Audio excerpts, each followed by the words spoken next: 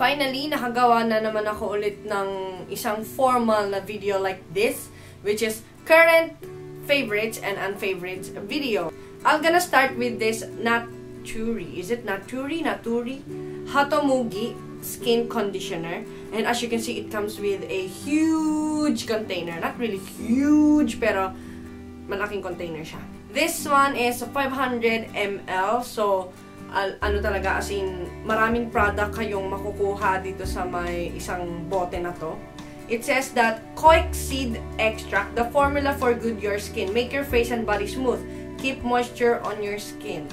It doesn't come with a pump. Then, hindi rin siya, spray or spritz type.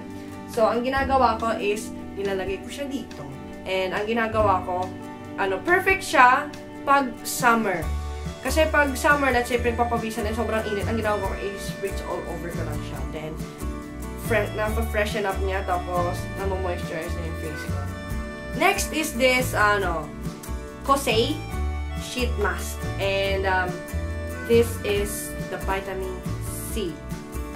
Meron silang iba-ibang, mga, let's say, hyaluronic and iba pang mga, hindi naman flavor, hindi naman siya pagkain, pero iba-ibang different varieties. Kasi ito, yung kinuha ko is vitamin C. And it comes with 5 sheet mask rather.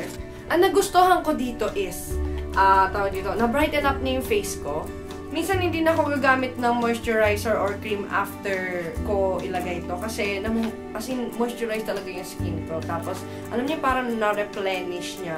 I mean, yung moisture ng sa face ko is na-replenish niya. Kaya, I love it. Lush Snow Cake. And as you can see, yes, buo pa ito. Actually, bumili ako nito na siguro ganyang kalaki. Then, in-split or kinat sa half. Kaya, naging ganito, naging dalawa siya. May nabasa akong review na ang scent daw nito is sweet almond, make combination or mixture ng sweet almond, then marzipan. Yeah, I think it's marzipan. Basta sweet siya. Kaso, para sa akin, noong unang inamoy ko siya, may scent or combination siya ng, alam niyo yung, marquee na marker. Yung pentel pen. Yan, tapos combination ng marzipan. Yan yung amoy niya. Tapos, pag, as in, amoy niya talaga, as in, singot kong singot, yun. Dun yun na maamoy yung onting sweet scent niya. Nakagamit na din ako ng ibang Lush soap. And so far, this is the soap that I really love or I really like. Kasi, ito ang bukod tanging sabon na binili ko sa Lush. Kasi dati bumili din ako ng Lush products sa my Philippines or sa Pilipinas. And ito lang ang bukod tanging sabon talaga or soap na nag-lather up. As in, ang ganda nung ladder pala, ladder. Pero, hindi ko to i-recommend sa inyo, or let's say, may interesadong bumili ng Snow Cake soap. Hindi ko i-recommend to, especially pagka kayo yung tipong tao, or klase ng tao na hinahanap-hanap yung linis. Kasi di ba may mga sabon na, let's say, pagligo nyo din, yung parang you feel clean and fresh. Eto, you feel fresh, pero hindi clean. Gets nyo? Alam ko nagigets nyo. Basta yun. And if you have extremely dry skin, hindi pa to sapat para ma-moisturize yung skin nyo. Dahil na-try ko na siya, and minsan, lalo na pag taglamig dito sa Japan, and as in dry na dry talaga yung balat ko, hindi enough to moisturize my skin or body. So, I have to use separate lotion. Nivea Soft Face Body Hands Cream. It comes with a small tube, and gustong-gusto ko to. Actually, ito yung ginagamit ko ngayon as a moisturizer. And ang gusto ko dito, hindi siya greasy at all. Pero, na-moisturize niya yung face ko. It has a nice scent to it. Ang gusto ko rin dito, multi-purpose product siya. Pwede siya sa, ayun, tulad nga nasabi ko, sa face, body, and hand. And as far as I concern, wala naman any allergic or breakout reaction naman na nangyari while using this product.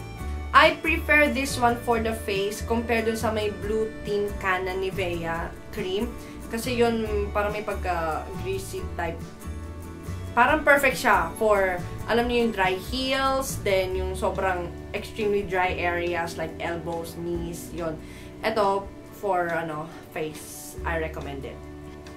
Next! Tawas. Ito yung ginagamit ko po sa kilikili ko. Dahil hindi po ako fan ng, ng deodorant. At saka, ang kinuha ko pong, is yung unscented. Wala naman akong body odor, pero maganda na yung sure, di ba? For personal hygiene or purpose. And so far, wala naman ako naging problema. Wala naman BO at all or pangitim or whatever na naganap when I use Tawas. Palmolive Naturals Healthy and Smooth Shampoo and Conditioner, Aloe Vera, and Fruit Vitamins. And this one is for normal hair. And ito ang ginagamit kong shampoo and / conditioner na rin. Pero, may ginagamit pa akong ibang separate product na, sinasabayan dito sa may Palmolive shampoo. Ang gusto ko dito is, hindi niya ako nabigyan ng balakubak. Dahil na-feature ko sa previous vlog ko na may pinakita akong Lux shampoo and conditioner. Hindi ko siya kahiyang dahil nagkabalakubak ako.